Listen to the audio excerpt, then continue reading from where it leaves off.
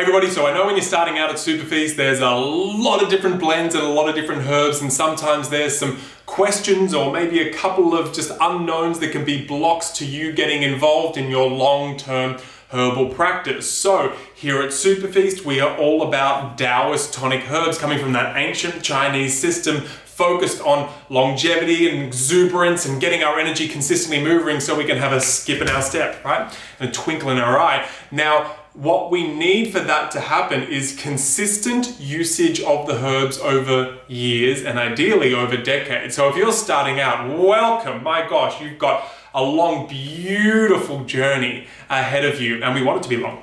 Now, tonic herbs, where do you start? Now it's more of a slipstream if you begin with the blends, right? Rather than individual herbs. And when we are starting out and building back the foundations of our body, because these tonic herbs, which include adaptogenic herbs, you might have heard about, which include medicinal mushrooms, right? But they're all under this banner of tonic herbs.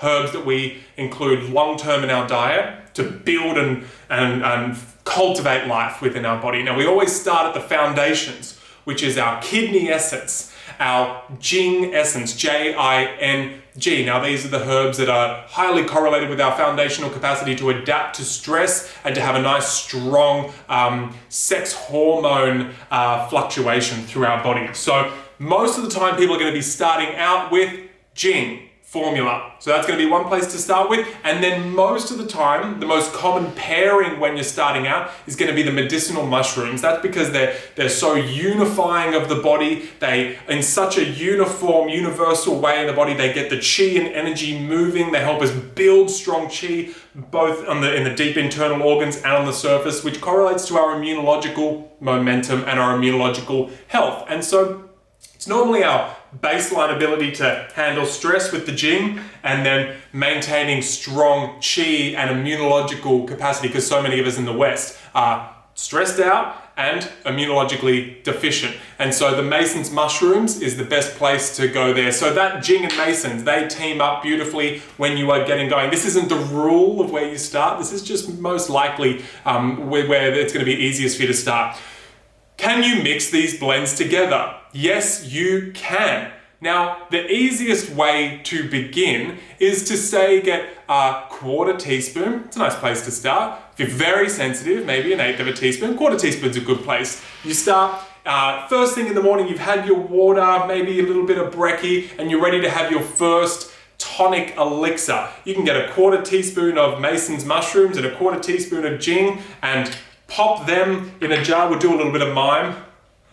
Pop them in your jar, add your hot water, your bit of honey, stir them up in together, add a touch of your nut milk or whatever, and there you go. You have your tonic elixir that is delicious. They taste pretty good, if we don't mind saying. But you can also add those herbs into a smoothie, into your porridge. They're not heat sensitive and they do mix well together. Now, you can have that in the morning, but maybe it doesn't work in the morning, so you can do it in the afternoon. Night maybe works for some people. Sometimes they're moving a lot of chi and energy in the body in those early days. So it might be better to leave it in the morning or even just maybe the afternoon, so that has lots of time to get those things moving, build back those foundational essences in your body. Now, the most important thing is to find a practice that works for you so that it fits into your lifestyle nice and easy, so that you do have consistent usage